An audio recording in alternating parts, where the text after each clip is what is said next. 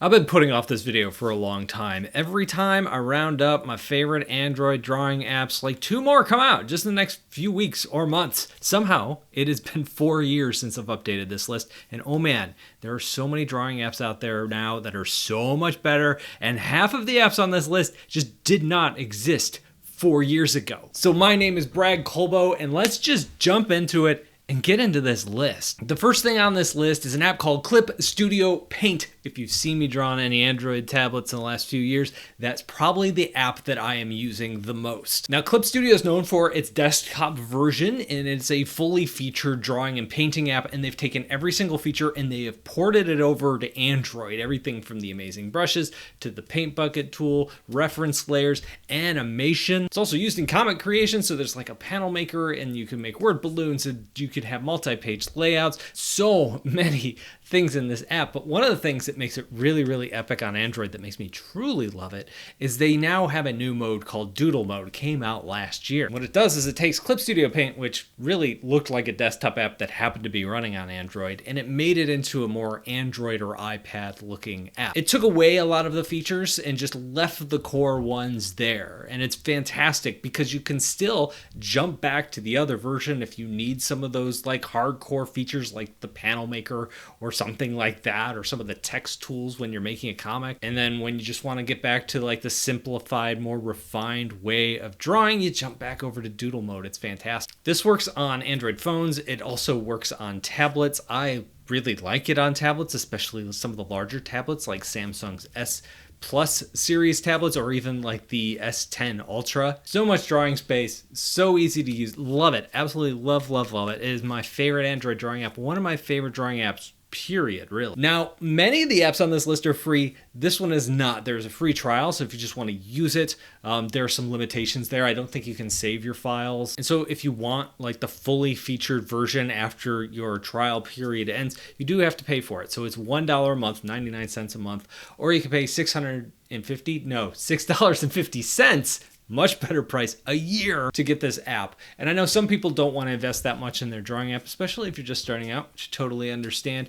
For me and how much I use it, $6.50 a year is kind of a steal. Now, the next app on this list, and something I recommend for new folks, especially if you don't want to spend any money up front, is this app called Ibis Paint X. Now, it doesn't look like much. The interface isn't the sleekest thing in the world, but it has everything that you need, and it works extremely well. I also love just the brush engine, how smooth these ink brushes are, and there's so many. And you may dive in there and start looking at all the brushes and think, wow, there's hundreds and hundreds of things I can use here, but you're going to notice not all of them are accessible because you actually have to pay for them. But there's 2 ways to pay. One, you could just pay a small fee and then you unlock the app. The ads go away, all the brushes are open, all that great stuff. The second way is you could just watch an ad. It'll serve you an ad. You watch it for a few seconds. Once it's done, boom, it unlocks all of the brushes for the better part of a day. If you come back the next day and you want to still use all that stuff and they're locked up again, watch the ad again. And I think for people who want a fully featured app but don't want to like pay cash money for it, it's a nice compromise. This is also a fan favorite app. Oftentimes when I poll people in the comments, I hear about Ibis Paint X probably more than any other app,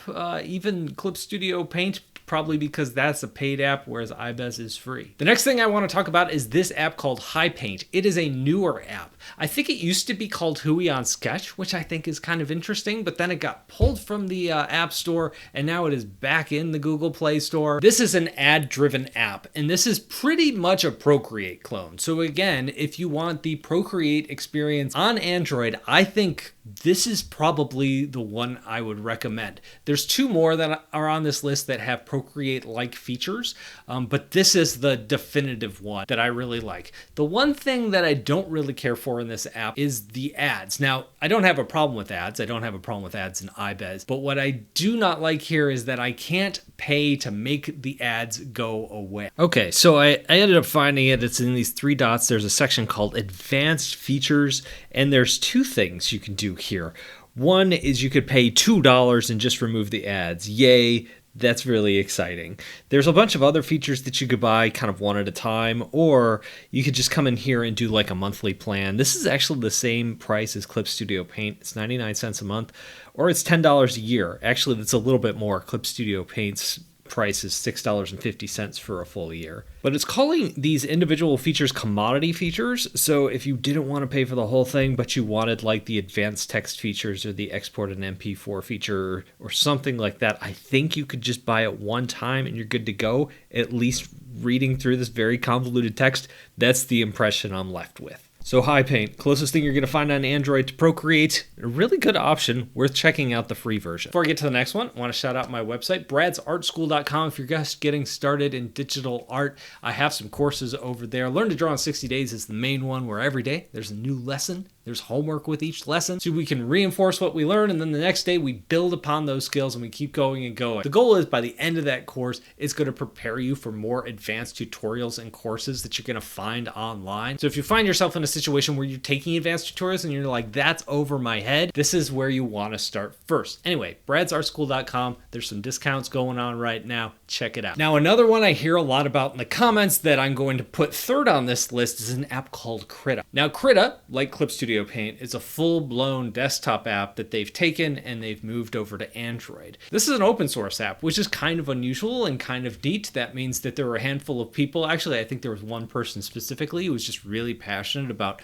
porting it to Android and kind of led that initiative to bring it here. It also means it conflicts with the rules of Apple's App Store, which means it will never come to the iPad. So it is right now kind of locked down to Android when we're talking about mobile devices. Now, this has almost all the features that you're going to find in the desktop version as well. So there's so much here. This is really a fully featured app. Like Clip Studio Paint, you have all these brushes, you have all the tools in the paint bucket, and you have animation, and you have so much stuff here. It does do some things well for newcomers, even though there's a lot of interface stuff here. It can be more complicated than, say, something like Ibis Paint X, which is more streamlined. But I like that it has little imagery for the brushes. So if you are brand new and you want to know, oh, what does this brush do? You can kind of see the texture or the shape of that brush before you select it. Now, for me personally, I think it's a great app and it works well on Android, but there is a lot of interface stuff there. And when I'm drawing on a tablet, I kind of want the interface to go away. And that's why I prefer some of the other apps on this list.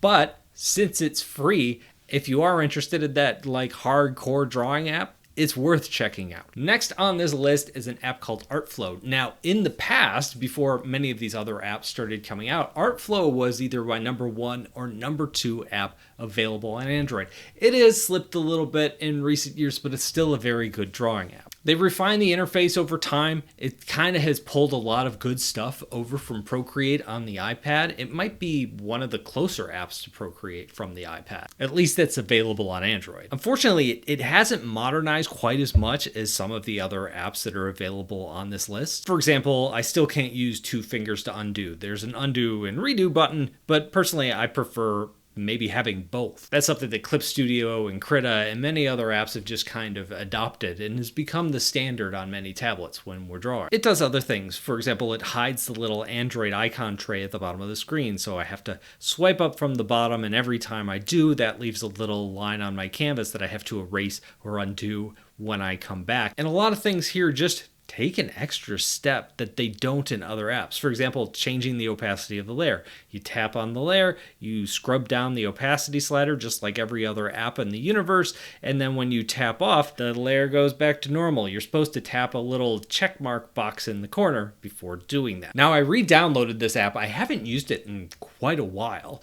It used to cost just a few bucks to get the full app, and there was like a free version that you could use straight up. I couldn't find any of the in-app purchases or ads that were mentioned in the Google App Store, so I'm not sure if it still costs money, or maybe I bought it in the past and kind of forgot. But in general, this app is really fun to draw in, and at the end of the day, that's what counts. Next up is Infinite Painter. This was another app that was often at the top of my Android drawing list just a few short years ago, but has slipped down, not because the quality has slipped. It's still very, very good. In fact, I think I'd like it better than Artflow because it's modernized more than Artflow, but it's still really, really good. This is another app that has borrowed a lot from Procreate. So if you're looking for something on Android that's similar to Procreate, but a little bit different with the way the tools are laid out and some of the features that they've added, this might be one to check out. There is a free version, but also you can unlock everything and use the full version for about $10. Infinite Painter is just a really nice, solid drawing app. It has everything that I need, and a lot of those features are just kind of tucked away,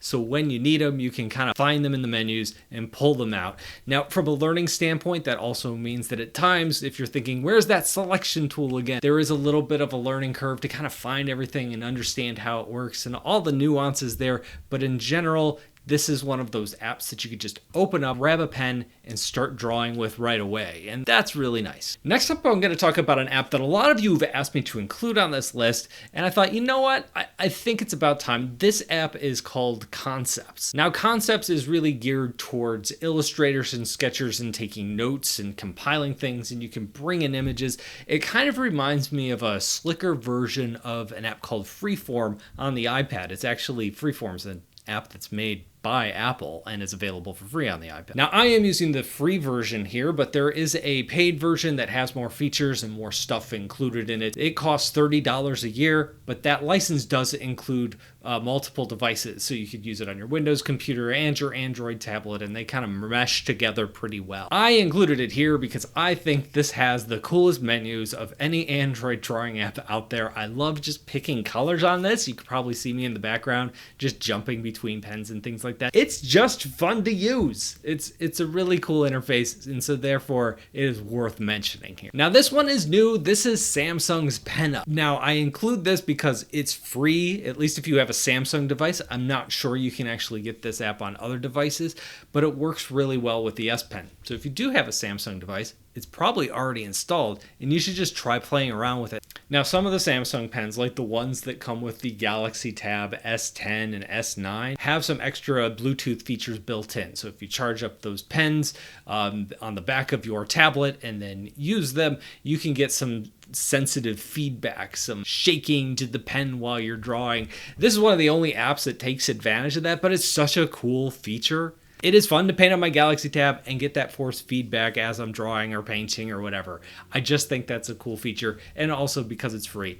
It doesn't have all of the features that some of these more fully featured drawing apps have, which could hold you back a little bit. But again, if you're just starting out and you're looking for a free app and you have a Samsung device that takes advantage of some of those features, it's worth checking out. Next up, I'm going to talk about Sketchbook. Now, Sketchbook is a little complicated and it's kind of hard to nail down. I don't talk about it much, even though it's a really fantastic drawing app. It was owned by a company called Autodesk, and it was a paid app, and then they made it a completely free app, and then they sold it to another company who turned it into a pay app, and now it appears to be, at least on Android, a free app again. Welcome back, Sketchbook. Sketchbook is one of those hybrid apps that's available on the desktop and on the iPad and on Android. However, the interface feels very touch-oriented, very gesture-driven, so it doesn't feel like a desktop app that's been adapted to the iPad because the native controls just work so well. And everything that you need or want in a drawing app is available here. You know, you have pens, pencils, all of your different brushes. You have some smoothing options. You have some selection options.